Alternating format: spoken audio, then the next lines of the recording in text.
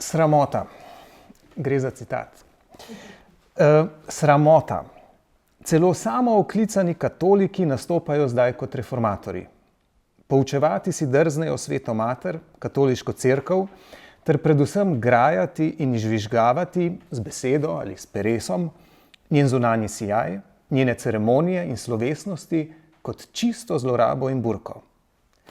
Moji najdražji, držite se neomajno starih navad in hvalevrednih običajev naše katoliške vere. Ne pustite, da vas, bodimo pozorni na naslednje izraze, da vas mazači, sejmarji, današnji lažni filozofi učijo novih predstav o čaščenju Boga. To so ljudje pokvarjene vesti, sovražniki vere in prave cerkve, samosvoje glave in modni šaljivci, ki so za poučevanje krščanskega ljudstva usposobljeni toliko, kot je osel za igranje lutnje. Konec citata. Avtor teh ognjevitih besed, ki so hkrati roteče in obupane, je Albert Komploer, danes skoraj pozabljeni kapucinski menih iz Tirolske, ki je v drugi polovici 18. stoletja in v prvem desetletju 19. stoletja deloval kot pridigar v župnijah Brixen in Bozen. Navedeni odlomek je del pridige, ki jo je Komploer imel najverjetneje enkrat v zadnjih 2 desetletjih 18. stoletja in jo potem leta 1803 prvič objavil v zbirki pridig s skupnim naslovom Razpadlo krščanstvo ob koncu 18. stoletja ali nedeljske in praznične pridige proti obstoječim modnim razvadam, napačnim načelom in navideznim krepostim našega časa. V drugi izdaji knjige, ki je izšla leta 1846 po njegovi smrti in nosi na prvi strani pomenljiv pripis in zeitgemäße Bearbeitung, se pravi predelano času primerno oziroma posodobljeno, so uredniki Komploerjev poziv spremenili. Mazače in sejmarje iz prve izdaje knjige je nadomestil izraz modni modreci, lažni filozof pa je bil spremenjen v razsvetljenca. Prej navedeni stavek se je torej po novem glasil, citat, ne pustite, da vas modni modreci, današnji razsvetljenci učijo novih predstav o čaščenju Boga. Konec citata. Z drugimi besedami, v drugi izdaji knjige, ki je izšla dobrih 40 let po prvi, so domnevni kritiki cerkve označeni na nekoliko subtilnejši način. Zdaj, da bi lahko razumeli bojevitost, mestoma celo prostaškost prve natisnjene različice Komploerjeve pridige, moramo najprej pomisliti na velik miselni obrat, ki je na katoliško cerkev vplival od druge polovice 18. stoletja dalje. Tako imenovana lažna filozofija, če uporabimo Komploerjev izraz, se pravi razsvetljenski duh, je v Evropi izzval velike in konkretne politične spremembe. Če pogledamo samo Avstrijo, ki je obsegala tudi današnje slovensko ozemlje. V Avstriji je cerkvena reforma, ki jo je začela cesarica Marija Terezija, nadaljeval pa njen sin Jožef II., omejila avtonomnost cerkve in zmanjšala njen politični vpliv. Med drugim je za duhovščino začela veljati splošna davčna obveznost. Cerkvene redove, ki se niso zdeli ekonomsko produktivni in ki niso bili vključeni v dobrodelne, izobraževalne ali druge socialne dejavnosti, so ukinili oziroma zmanjšali število njihovih samostanov. Cerkvene bratovščine, še en pojav povezan s cerkvijo, so odpravili oziroma, če smo natančni, najprej, tako piše v dvornem odloku z dne 17. avgusta 1771, brez dovoljenja države ni bilo dovoljeno ustanavljati nobenih novih bratovščin, medtem ko so bile obstoječe podvržene strogemu nadzoru. Predvsem niso smele imeti nobenih finančnih presežkov, nobenih dobičkov, temveč so morale dati, kot piše v omenjenem odloku, citat, vse za reveže in druge pobožne namene. Konec citata. Pozneje, po več dvornih odlokih, ki so bili do, recimo temu, obče koristnosti bratovščin še bolj kritični, je leta 1783 prišlo do njihove popolne odprave. Člani in članice bratovščin so imeli na izbiro le to, da se pridružijo novo ustanovljenemu, tako imenovanemu združenju iz ljubezni do bližnjega, socialni ustanovi, s katero so po posameznih župnijah upravljali župniki. Premoženje starih bratovščin so nato, kot je določil odlok z dne 27. novembra 1783, zaplenili in prenesli na omenjeno ustanovo. Citat iz omenjenega odloka: "Potem, ko so bile vse bratovščine odpravljene in je bila na Dunaju vpeljana ena sama z imenom dejavne ljubezni do bližnjega, medtem ko so bile vse druge ukinjene, tako morajo nehati z delovanjem tudi vse marijanske kongregacije, njihovo premoženje pa je treba, tako kot premoženje vseh drugih bratovščin, najti in prijaviti." Konec citata. Doslej smo omenili spremembe, ki so bile ciljno povezane z duhovščino, cerkvenimi redovi in cerkvenimi bratovščinami. Toda ob tem je treba omeniti, da je cerkvena reforma Marije Terezije in Jožefa II. Odpravila tudi veliko število verskih praznikov in z njimi povezanih običajev. Bodisi spet zaradi domnevnih ekonomskih razlogov, ali pa zato, ker je bila pobožnost, ki naj bi se kazala ob takšnih dogodkih, odslej razumljena kot, na ta izraz naletimo v verjih vedno znova, kot praznoverje. Zanimivo, za filozofa Immanuela Kanta, kot lahko beremo v njegovem delu z naslovom Kritika razsodne moči iz leta 1790, ni razsvetljenstvo nič drugega kot, citat, osvoboditev od praznoverja. Konec citata. Ko Albert Comployer z osuplostjo govori o grajanju in izžvižgavanju ceremonij, ima v mislih verjetno predvsem verske procesije. Toda o čem govorimo, ko omenjamo procesije? Etimološko izhaja beseda procesija iz latinske procesio, torej iti naprej, napredovati. Poleg tega pa iz prav tako latinske besede procedere, kar spet ne pomeni nič drugega kot iti naprej, napredovati, nastopiti ali pojaviti se. Za teološke in religiološke definicije procesije sicer velja, da so si precej podobne. V delu Lexikon für Theologie und Kirche, se pravi leksikon za teologijo in cerkev, je procesija opredeljena kot, citat, obredno, urejeno in k cilju usmerjeno linearno gibanje skupine vernikov v zmernem tempu. Konec citata. V delu Encyclopedia of Religion, se pravi enciklopedija religije, ki ga je uredil religiolog Mircea Eliade, pa beremo, citat, procesija je linearno, slovesno gibanje skupine po začrtanem prostoru proti znanemu cilju z namenom izražanja vere, nošnje čaščenega predmeta, izvajanja obreda, izpolnjevanja zaobljube, pridobivanja zaslug ali obiska svetišča. Konec citata. Zdi se, da gibanje, pri katerem se posameznik ne giblje tako, kot to dopuščajo njegova gibljivost, domišljija in izrazna moč, temveč se, kot smo pravkar navedli, skupina giblje po trdno določenih pravilih, ki posamezniku puščajo zelo malo manevrskega prostora. Zdi se, da takšno gibanje ustvarja glavno značilnost vseh procesij. Vtis pripadnosti skupnosti, občutek pripadnosti, povezanost, ki velja tako za samo gibanje, za vrstni red udeležencev, pa tudi za pot, ki se jo med procesijo prehodi. Temu se lahko, tako med udeleženci kot gledalci, pridruži občutek nujnosti. Občutek, ki ga lahko opišemo z besedami tako je in nič drugače, se pravi občutek, s katerim se demonstrira in kaže moč, ne le procesijske skupine, temveč tudi moč institucije, ki stoji za procesijo. Procesije poznajo religije skoraj vseh obdobij in kultur. Procesije, ki jih omenja Albert Comployer, pa sodijo v dolgo krščansko tradicijo, ki se je začela v pozni antiki in izhaja po eni strani iz kultnih procesij grške polis, po drugi strani pa iz rimskih slavnostnih sprevodov, obhodov za blagoslov pol in obhodov mest.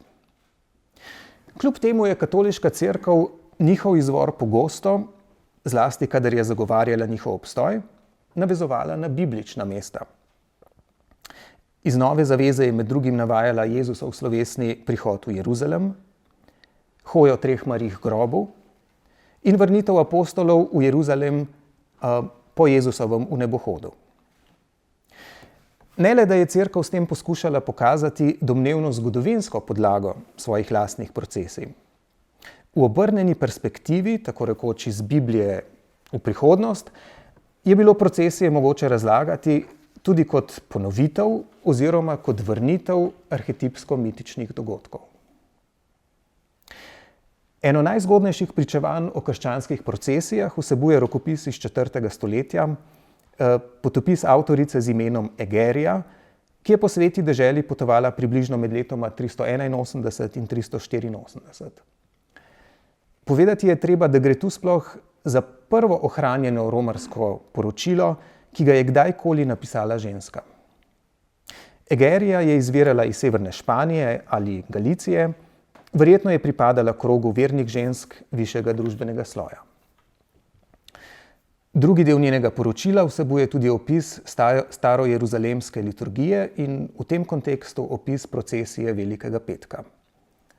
Kako je bila ta videti? Navsezgodaj, oziroma kot lahko beremo v prevodu Jana Dominika Bogataja, citat, ko se torej začne petelinje petje, konec citata, se je jeruzalemsko občestvo, ki ga je vodil škof, med petjem spustilo od domnevnega kraja Jezusovega vnebohoda po Oljski gori navzdol, do kraja, kjer naj bi Jezus nekoč, tik pred njegovim prijetjem, molil. Tam je, kot piše, stala, citat, ljubka cerkev, konec citata, v kateri so po molitvi in petju himne prebrali mesto iz Markovega evangelija, kjer Jezus učence pozove, naj bdijo, da ne bi prišli v skušnjavo. Po ponovni molitvi se je procesija znova med petjem spustila do vrta Gecemani, razsvetljenega z več kot 200 cerkvenimi svečami. Tam so prebrali mesto iz Matejevega evangelija, ki opisuje Jezusovo prijetje. Medtem je bil, kot piše Egerija, citat, jok in stok med ljudstvom tak, da se sliši tarnanje malo da ne do mesta. Konec citata. Zatem se je procesija vrnila v Jeruzalem, citat, vsi do zadnjega, stari in mladi, bogataši in reveži. Konec citata. Na notranjem dvorišču bazilike Božjega groba so prebrali mesto iz Janezovega evangelija, ki opisuje Pilatovo zaslišanje Jezusa. Kot že rečeno, je šlo pri sprevodu, ki ga je opisala Egerija, za procesijo Velikega petka. Ob tem je treba povedati, da so tovrstne procesije bile in so še vedno tudi spokorne procesije. Veliki petek, kot veste, pade v zadnji teden tako imenovanega velikonočnega spokornega časa, pri čemer lahko pokoro, po že prej omenjenem leksikonu za teologijo in cerkev, razumemo tudi kot, citat, žalost zaradi grehov, obžalovanje grehov in odvrnitev od zla. Konec citata. Najpozneje od 4. stoletja dalje pozna torej cerkev procesije Velikega petka. Medtem ko je njihovo število po koncu srednjega veka močno upadlo, so svojo zlato dobo, tako kot večina drugih procesij, doživele v času protireformacije in katoliške prenove. Od kod ta preobrat? Da bi odgovorili na to vprašanje, je treba najprej omeniti protestante in njihovo odpoved telovskim procesijam, torej procesijam o prazniku svetega rešnega telesa in krvi. Odpoved, ki izhaja iz dokumenta z naslovom Confessio Augustana, se pravi Augsburška veroizpoved, temeljne izpovedi luteranskih cesarskih stanov. V 22. členu tega spisa, ki je bil 25. junija 1530 na državnem zboru v mestu Augsburg na Bavarskem predstavljen cesarju Karlu V., je govora o tako imenovani delitvi obhajila pod obema podobama. Medtem ko obhajilo z vinom, se pravi delitev posvečenega vina, kot Kristusovega telesa, vernikom od ekumenskega koncila v Konstanci dalje, ta koncil je potekal med letoma 1414 in 1418, medtem ko obhajilo z vinom po konstantskem koncilu načeloma ni bilo dovoljeno, so protestanti zahtevali, da se med mašo poleg obhajila s kruhom, torej poleg deljenja posvečene hostije, kot Kristusovega telesa, deli tudi vino. V katoliškem običaju so videli delitev, ki ni v nasprotju le s Svetim pismom, temveč naj bi bila v nasprotju tudi starim cerkvenim pravom. Konkretno so se protestanti sklicevali na Matejev evangelij, kjer Jezus med zadnjo večerjo učence pozove, citat, pite iz njega, se pravi keliha, vsi. Konec citata. In na prvo Pavlovo pismo Korinčanom, v katerem med drugim piše, da krščansko občestvo potrebuje obe podobi. No, posledica pravkar omenjenega nazora je bila med drugim ta, da telovska procesija, v kateri se naokoli nosi hostijo, ne pa tudi vina, za protestante ni več predstavljala legitimne oblike kulta in so se ji zato odpovedali. Nekaj desetletij po predstavitvi Augsburške veroizpovedi se je z vprašanjem delitve obhajila pod obema podobama ukvarjal tudi Tridentinski koncil, eden najbolj epohalnih ekumenskih koncilov v zgodovini, ki je, kot veste, pretežno v Trentu oziroma Tridentu, eno krajše obdobje tudi v Bologni, potekal med letoma 1545 in 1563 in tako skupaj trajal približno 18 let. Nekaj besed o koncilu. Znano je, da je potreba po prenovi katoliške cerkve obstajala že od visokega in poznega srednjega veka dalje. Na ekumenskih koncilih, zlasti na že omenjenem koncilu v Konstanci in na koncilu v Baslu, ki je potekal med letoma 1431 in 1449, je bila večkrat izražena zahteva po tako imenovani reformacijo in capite et membris, se pravi reformi od glave do udov. Toda ironično sta katoliško cerkev k ukrepanju spodbudila šele Martin Luther in vse slabša enotnost zahodnega krščanstva. Kar zadeva prej omenjene očitke protestantov v Augsburški veroizpovedi, jih je Tridentinski koncil vse po vrsti zavrnil. V primerjavi z luteranskimi cesarskimi stanovi, ki so se v Augsburgu odvrnili od telovskih procesij, Tridentinski koncil ni videl razloga, da bi zavzel takšno stališče. Nasprotno, v odloku o Evharistiji, ki je bil sprejet na 13. seji, je telovska procesija postala celo vodilni motiv cerkve, ki jo je treba prenoviti. Pri tem ni šlo le za to, da bi hostijo na telovo, kot beremo v odloku, citat, spoštljivo in častno nosili po ulicah in javnih trgih. Konec citata. V takšnih sprevodih bi se morala, citat,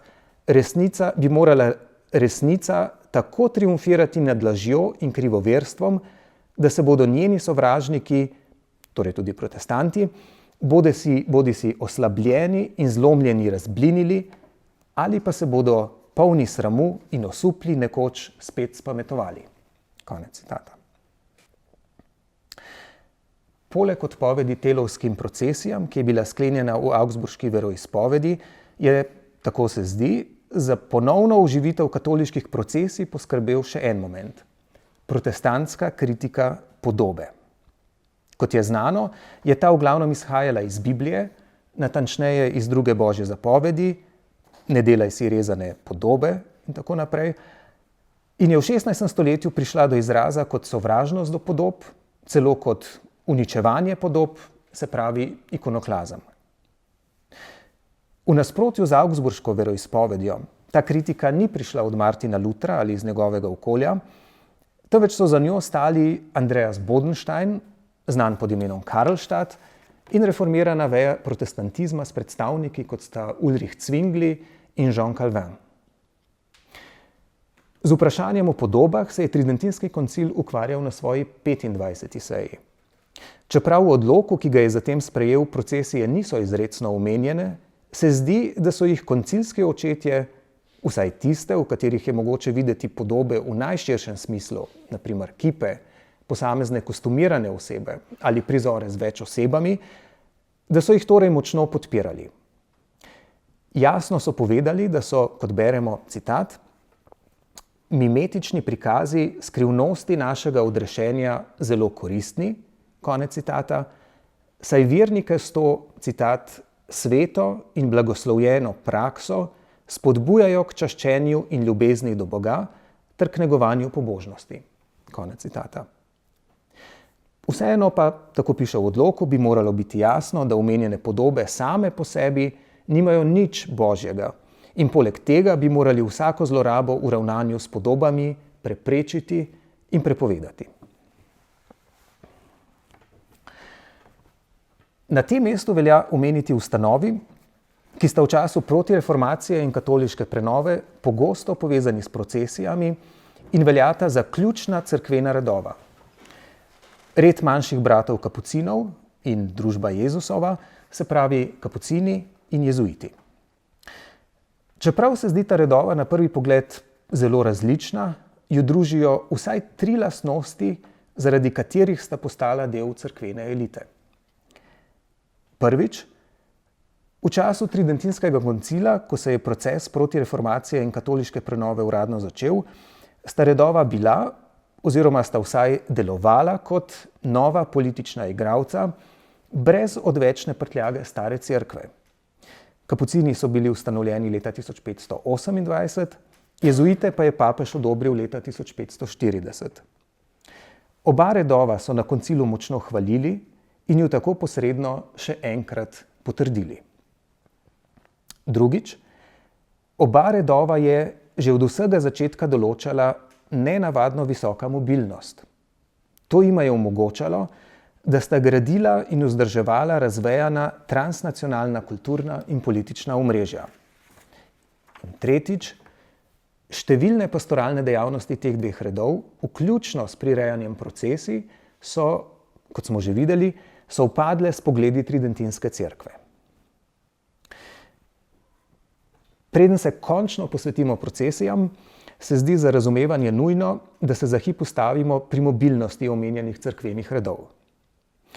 Za jezuite vemo, da so se zunaj Italije začeli širiti leta 1540, še preden jih je kot red potrdil papež. Frančišek Ksaverij oziroma Franc Ksaver je šel na prošnjo portugalskega kralja in po papeževem naročilu misionariti v vzhodno Indijo, ki je bila takrat v lasti Portugalske. Kar zadeva kapucine, pa si za ilustracijo oglejmo misijo Lovrenca Brindiškega, ki je bil v svojem redu zadolžen za širitev reda na vzhod. Na to misijo je v svojih delih večkrat opozoril tukaj v Škofji Loki, verjetno vsem dobro znani, na začetku letošnjega leta žal preminuli Metod Benedik. Kapucini so Apeninski polotok lahko zapustili šele leta 1574, torej po Tridentinskem koncilu. Najprej so odšli v Francijo, leta 1578 so se naselili v Španiji, 4 leta zatem v Švici. V naslednji fazi širjenja so se osredotočili na nemško govorno področje v Evropi. In to vedno z enim in istim ciljem, da bi pri katolikih obnovili vero in da bi se borili proti protestantom. Leta 1593 so prišli v Innsbruck, naslednje leto v Salzburg, leta 1600 v München. No, omenjeni Lovrenc Brindiški je leta 1599 dobil nalogo, da večjo misijo odpelje v Prago, kjer so takrat večino prebivalstva predstavljali husiti, luteranci in kalvinisti. Misija, poleg Lovrenca jo je najprej sestavljalo še 10 sobratov, misija je poleti 1599 krenila iz Benetk, odšla prek Verone in Trenta čez prelaz Brenner, potem pa do Innsbrucka, tam sta se pridružila še 2 sobrata in nato ob rekah Inn in Donavi vse do Dunaja. Konec leta so že bili v Pragi. En del omenjene misije je nato naslednje leto pot nadaljeval v Gradec, kjer so 10. avgusta 1600, 2 dni zatem, ko je dal Ferdinand, takratni nadvojvoda notranje Avstrije in poznejši cesar, ob vznožju grajskega hriba sežgati okoli 10.000 knjig protestantov, kjer so torej 10. avgusta 1600 položili temeljni kamen za prvi kapucinski samostan na Štajerskem. Le nekaj let pozneje, leta 1606, so kapucini na prošnjo ljubljanskega škofa Tomaža Hrena prišli v Ljubljano. Po vsem povedanem verjetno ne čudi, da so procesije, ki so jih pripravljali jezuiti in kapucini, ob koncu 16. stoletja začele doživljati razmah. Ne le, da je takrat odloke, ki jih je sprejel Tridentinski koncil, že potrdil papež, temveč so bili večinoma tudi implementirani.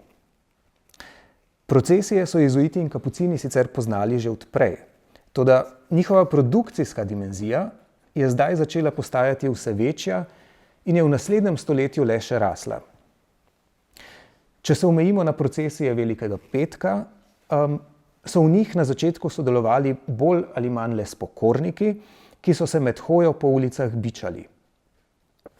Mimogrede, ti spokorniki, tako imenovani bičarji, flagelanti ali tudi disciplinanti, pomenijo versko prakso, katere začetki segajo že v 11. stoletje, splošno razširjena pa je postala v poznem srednjem veku. Bičanje samega sebe, ki je v spominu oživljalo Jezusovo trpljenje med bičanjem, je bilo spokorno dejanje, hkrati pa naj bi spokorniku odpiralo pot do srečanja z Bogom. No, v procesijah Velikega petka je bila ta faza kmalu presežena. Namesto bičarjev so jedro teh vsakoletnih dogodkov predstavljali udeleženci, ki so igrali like ali prizore iz Jezusovega pasijona. Od tega trenutka dalje lahko procesijam Velikega petka rečemo tudi pasijonske procesije ali pasijonske procesijske igre. Na hitro si oglejmo prvo potridentinsko procesijo Velikega petka, ki so jo v Augsburgu, mesto je bilo v 30. let 16. stoletja večinoma protestantsko, toda vseeno pod prevladujočim vplivom katolištva, ki so jo torej v Augsburgu leta 1605 pripravili jezuiti. Pri tem izhajamo iz pričevanja neimenovanega gledalca, po katerem so ponoči v soju bakel in latern prikazali naslednjih 7 prizorov iz pasijonske zgodbe. Prvič, citat, kako je Jezus ob Oljski gori potil krvavi pot, konec citata, se pravi Getsemani. Potem drugič, citat, kako je Jezus stal privezan k stebru in so ga bičali močni vojaki, ki so stali zraven in okoli njega, konec citata, se pravi bičanje. Nato tretjič, citat, kako so vojaki med norčevanjem in zasmehovanjem na skrajno okruten način okronali Jezusa, konec citata, se pravi kronanje. Potem četrtič, citat, Pilat, ki je Kristusa postavil ljudstvu na ogled v tako klavrni podobi, konec citata, se pravi Pilat. Nato petič, citat, kako je Jezus v spremstvu poveljnika z njemu podrejeno množico in služabniki nosil križ, sledila pa sta mu mati in devica Marija ter Janez, konec citata, se pravi nošenje križa.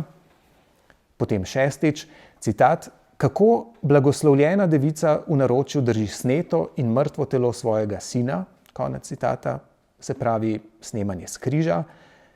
In na koncu še sedmič, citat, Gospodovo truplo in pogreb, konec citata, se pravi polaganje v grob.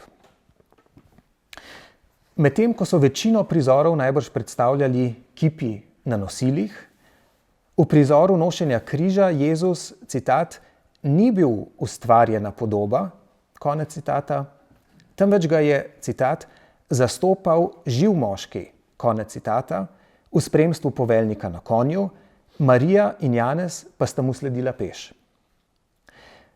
Pred pravkar omenjenimi prizori in za njimi so v skupine razvrščenih hodili dečki, oblečeni v angele, nato pa prej omenjeni bičarji, tako imenovani križenosci in razpeteži.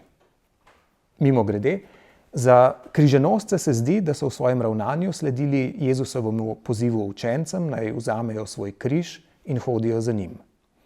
O tem beremo v Markovem, Matejevem in Lukovem evangeliju. Za razpeteže pa je bilo značilno, da so skozi rokave in za hrbtom opeli palico ali desko in tako zavzeli držo, ki je spominjala na trpečega Jezusa na križu. No, poleg vseh doslej omenjenih so bili del Augsburške procesije tudi člani Marijine kongregacije, člani bratovščine Svetega rešnega telesa, predstavniki cerkvene in posvetne oblasti ter številni drugi meščani. Ob koncu pričevanja neimenovanega gledalca je opisan neposredni učinek procesije na občinstvo, pri čemer so izrecno omenjene protestantske reakcije. citat: "Vsak je bil čisto miren in tih. Mnogi, tudi iz vrst krivovercev, so bili videti žalostni. Bodisi zato, ker je procesija prilično ganila njihovo pobožnost, ali pa ker so se po tem spektaklu nič drugače kot zli duhovi prestrašili in zgrozili." Konec citata. Procesija, ki smo jo pravkar povzeli, pa ni bila prva protireformacijska procesija Velikega petka, ki je potekala v Augsburgu. V delu Seraphisches Paradies, se pravi Serafski paradiž, iz leta 1676, ki ga je napisalo več avtorjev, lahko beremo, da so takšno procesijo v mestu že 4 leta pred tem, leta 1601, pripravili kapucini. Kakšna natanko je bila, iz kratkega opisa ni mogoče razbrati. Toda namera, ki je bila pri tem v ozadju, je očitna. Procesija je bila, citat, pohod, mišljenje bojni pohod, proti neveri, pri katerem ni bilo uporabljeno nobeno drugo orožje kot tisto bridkega trpljenja in smrti Jezusa Kristusa, čigar skrivnosti so bile javno prikazane, in ni duševno hlapčevstvo, oboroženo s križi in z biči, torej udarilo po nobenem drugem sovražniku kot po svojih lastnih telesih, da bi jih privedlo v služnost duhu. Konec citata. Še več, citat: "Tako so napovedali vojno zmotnemu nauku mesenega Lutra, ki je z napačno vero nasprotoval čistemu nauku svetega evangelija in svetega pisma." Konec citata. Kot rečeno, so procesije Velikega petka sčasoma postajale vse kompleksnejše. Temu je treba dodati, da protireformacijski proces v 18. stoletju že zdavnaj ni več uperjen zoper protestante, temveč bolj stavi na širjenje in krepitev nove, znova ostale katoliške cerkve. Čisto na začetku, če se spomnite, smo ob kapucinskem menihu Albertu Komploerju omenili cerkveno reformo Marije Terezije in Jožefa II. Ter navedli nekaj sprememb, ki jih je izval razsvetljenski duh. Na primer, prepovedi cerkvenih bratovščin. No, poleg tega so spremembe zadevale tudi procesije Velikega petka in nasploh skoraj vse procesije. Tako kot pri prepovedih bratovščin, tudi tukaj ni šlo za eno samo prepoved, temveč za postopen proces, ki je trajal več desetletij. Medtem ko lokalne prepovedi zasledimo že od 50. let 18. stoletja dalje, lahko prvo prepoved procesij, ki je veljala za vse habsburške dedne dežele, torej tudi za današnje slovensko ozemlje, datiramo v leto 1772. 11. aprila omenjenega leta so odpravili vse procesije, ki so bodisi potekale po noči ali pa bi se lahko zavlekle v noč. Edina izjema je bil večdnevni sprevod v takrat najpomembnejši romarski kraj, Mariacel na avstrijskem Štajerskem, kamor je bilo iz vsake glavne župnijske cerkve dovoljeno romati enkrat na leto. Ampak tudi ta sprevod so 11 let zatem, leta 1783, prepovedali. Od začetka 80. let 18. stoletja so se splošno veljavne prepovedi procesij kopičile. V dvornem odloku z dne 7. oktobra 1782 lahko beremo, da je treba vse procesije, razen teoforičnih procesij in obhodov za blagoslov pol, odpraviti. Z odlokom z dne 6. julija 1785 so bile dovoljene le še telovske procesije in sprevodi v prošnjem oziroma križevem tednu.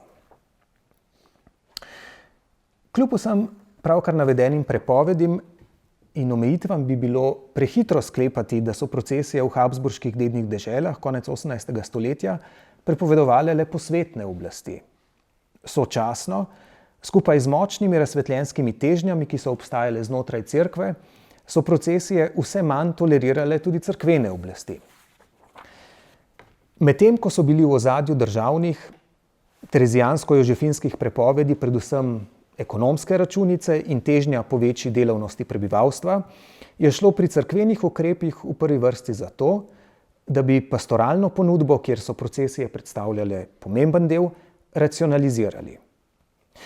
Zdi se, da je bila s tem povezana želja, da bi verniki tako imenovano nedeljsko zapoved, torej dolžnost obiskovanja nedeljske maše, dosledneje izpolnjevali. V tem kontekstu si velja ogledati pastirsko pismo, ki ga je 18. januarja 1783 izdal Jozef Adam von Arco, knezoškof Sekove na avstrijskem Štajerskem in velik zagovornik jožefinizma. Na začetku omenjenega pisma uporabi Arco metaforo pastirja, ki je bila mimogrede v rabi tudi na Tridentinskem koncilu. Tako kot sam Arco naj bi bili pastirji v njegovi škofiji župniki posameznih župnij, na župnije pa bi morali gledati kot na ovčice. Medtem ko naj bi med dolžnosti župnikov sodilo, da ob nedeljah molijo za svoja občestva, bi se morali verniki udeleževati nedeljskih maš. Toda Arco ugotavlja, da ne prvi, ne drugi ne izpolnjujejo svojih dolžnosti. Njihova dejanja, ki sicer, kot pravi, izvirajo iz pobožnih namenov, naj bi zasenčile, citat, utihotapljene zlorabe. Konec citata. Konkretno so tukaj mišljene procesije za blagoslov pol, ki so se po Arcovem mnenju tako razrasle, da jih več župnij ob nedeljah prireja skoraj vse poletje. To naj bi povzročalo, da je, citat, ljudstvo raztreseno, zaradi številnih procesij mašam ne prisostvuje na primeren način, opušča dolžnost, da bi sveto mašo poslušalo s pobožnostjo, tako kot se spodobi, nujno potrebni verouk pa je zanemarjen. Konec citata. V nadaljevanju Arcovega pastirskega pisma so sicer omenjene tudi, citat, nespodobnosti in razuzdanosti, konec citata, v katere naj bi nekateri udeleženci in udeleženke, v katere naj bi bili pogosto vpleteni. Pri tem ima Arco najbrž v mislih tiste, ki se niso držali vnaprej določenih procesijskih redov in so svojim vedenjem negativno vplivali na potek procesije. Toda teh tako imenovanih nespodobnosti in razuzdanosti Arco nikjer ne opiše podrobneje. Namesto tega se retorično vpraša, ali je romanja sploh še mogoče upravičiti, če pa župnike pri opravljanju njihove službe ovirajo in na drugi strani povzročajo, da se občestva svojim dolžnostim do župnikov lahko izognejo. Da bi rešil ta problem, Arco v drugem delu svojega pisma izreče več prepovedi povezanih s procesijami. Zanimivo je, da večinoma ustrezajo tistim, ki jih je slaba 2 meseca prej izdal Jožef II. Najprej prepove Arco prirejanje prošnjih procesij ob nedeljah. Poleg tega omeji procesije tako, da, citat, razen procesij, ki so običajne v splošnem prošnjem tednu in na dan evangelista Marka, razen teoforičnih procesij in če bi se nam zdelo, da je treba nujno odrediti procesijo zaradi posebnih okoliščin, na primer pri prošnje za dež, blagoslova letine ali drugih splošnih potreb, v vsaki župniji dovolimo le 2 procesiji letno, ki pa se ju zato, da nikakor ne bi vplivali na nedeljsko mašo, lahko ob še obstoječih praznikih pripravi le pod pogojem, da verouk in sveta maša v vaši lastni župnijski cerkvi nikoli ne izostaneta. Konec citata. Nenazadnje je v tem delu Arcovega pisma zaznati podporo državnim ekonomskim interesom. Citat, prav tako želimo, da zato, da ljudstva ob delavnikih ne bi motili pri njegovih poslih, praznovanje ne poteka na noben takšen dan. Konec citata. Arcovo pastirsko pismo se konča s pozivom, naj vsa svetna in duhovna in redovna duhovščina Sekovske škofije določbe iz pisma izpolni, vsaka neposlušnost pa da bo kaznovana. Kot smo pravkar videli, prepovedi procesij v habsburških dednih deželah niso odrejale le posvetne, temveč tudi cerkvene oblasti. Zdi se, da so druge pogosto delovale usklajeno s prvimi. Kljub temu je treba povedati, da prepovedi skoraj nikoli niso imele takojšnjega učinka. Zaradi globoke zakoreninjenosti v vsakdanjem življenju so tako pri ljudstvu kot v delih cerkve naletele na močan, včasih večmesečni ali celo večletni odpor. Toda Pritisk na procesije od druge polovice 18. stoletja dalje ni prihajal le od zgoraj, od oblasti. Ko Albert Comployer v pridigi, ki smo jo citirali na začetku, preklinja tako imenovane reformatorje, ki so si procesije drznili napadati z besedo ali s peresom, ima v mislih verjetno tudi literaturo, natančneje takrat cvetočo antiklerikalno satiro. Ker nam počasi zmanjkuje časa, omenimo v tem kontekstu le pisatelja in novinarja Josefa Richterja, ki je ustvarjal pod psevdonimom Obermayr, in njegovo delo iz leta 1784 z naslovom Bildergalerie katholischer Missbräuche, se pravi Galerija katoliških zlorab. V slovenskem prostoru je Richter sicer znan predvsem kot avtor veseloigre Die Feldmühle, se pravi Podeželski mlin, ki je bila podlaga za prvo slovensko komedijo Linhartovo Županovo Micko. No, v Galeriji katoliških zlorab nameni Richter pozornost takrat že večinoma odpravljenim procesijam. Njegova razlaga tega se bere kot ponovitev argumentov, s katerimi so oblasti upravičevale svoje prepovedi. Citat: "Če pa se procesije izvaja brez pomembnih nagibov in se jih kopiči brez vzroka, če ob tem delovnega kmeta in meščana ovirajo pri njegovih poslih, odpirajo pot v razvrat, ter se nazadnje sprevržejo v burke in maškarade, si zaslužijo, kot ostale zlorabe, bič satire." Konec citata. Omenjeni bič satire uporabi Richter predvsem ob spokornih procesijah, telovskih procesijah in ob romanjih. Ob spokornih procesijah, ki jih ima za, citat, verske spektakle in maškarade, konec citata, po koncu karnevala, še več, za citat, sleparije, ki vzbujajo jezo ter škodijo veri in državi, konec citata, graja Richter zlasti že prej omenjene bičarje in križenosce. Vključevanje bičarjev in križenoscev v sprevode naj bi izhajalo iz napačnega ali vsaj zelo ozkega razumevanja hoje za Kristusom. Namesto, da bi dušni pastirji vernikom v svojih pridigah razlagali Kristusov nauk, naj bi se iz nevednosti ali pa, kot meni Richter, preprosto iz lenobe, osredotočali zgolj na njegovo trpljenje. Temu primerno naj bi ravnali tudi ob spokornih procesijah. Citat: "Igralcem so dali oblačila, poskrbeli za dekoracije in druge gledališke potrebe, imeli so veličastno garderobo spokornih kut, kapuc, bičev, vrvi in križev vsakršne velikosti, z močnimi misijonskimi pridigami so skušali akterje ohranjati v ognju, pokazali so jim nekaj trikov in prijemov, nazadnje pa so svojo dobro uigrano skupino odšli skozi mesto proti Kalvariji." Konec citata.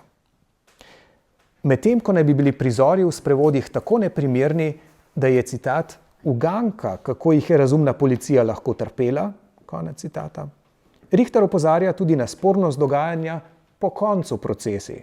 Citat: "Če zaradi teh zlorab ne bi trpeli vera in zno morala, bi lahko rekli, da je bilo nadvse zabavno gledati, kako so tu Kristusovega posnemovalca njegovi vajenci pijanega odpeljali domov, tam pa se je brat križenosec mlatil z bratom bičarjem.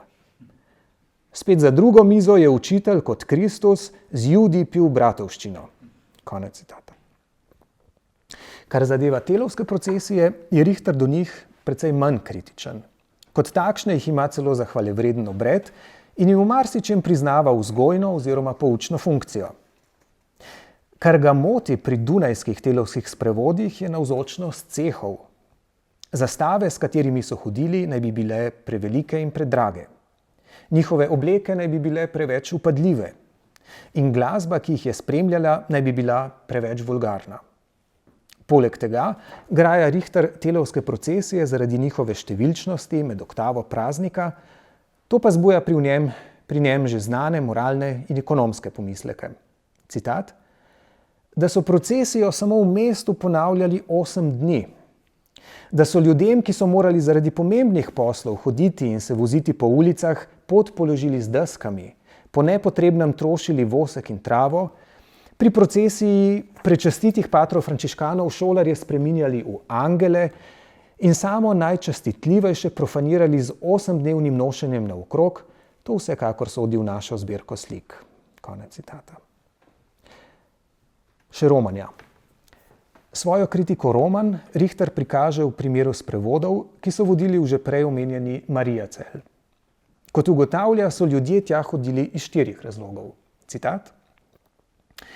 Nekateri so šli v Mariazell, da bi si odpočili od prenapornih uradniških poslov in se malo razgibali.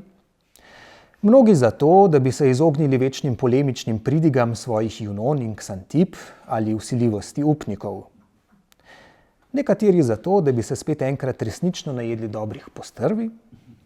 Večina pa je šla par kompanij. Konec citata, se pravi zaradi družbe. Sama romanja se zdijo Richterju sporna v več, znova moralnih in ekonomskih pogledih. Moti ga, da v zadnjih letih pred prepovedjo procesije številni v Mariazell niso več romali kakor prej, torej peš. Medtem, ko so to po njegovem delali le še reveži, naj bi se kler in premožnejši romarji tja vozili s kočijami in številnimi drugimi prevoznimi sredstvi, vključno z lojtrnikom. Poleg tega graja Richter nespodobnosti, ki naj bi se dogajale na poti. Prenajedanje, tatvine v gostilnah in sobah, v katerih so romarji prenočevali v velikih skupinah, nenazadnje pretepi, ki naj bi izbruhnili ob tem. Čeprav so romarji, tako Richter, na cilju v Mariazellski baziliki kazali takšno vnemo, da so se prerivali k spovedi, bili navzoči pri pridigah in množično darovali za maše, naj bi na koncu domov prinesli zgolj dvoje. Citat, plavo oko in prazno denarnico. Konec citata. Kot smo videli, je Josef Richter pri svojih satiričnih opisih procesij uporabil argumente, ki jih v tistem času najdemo tudi v prepovedih procesij.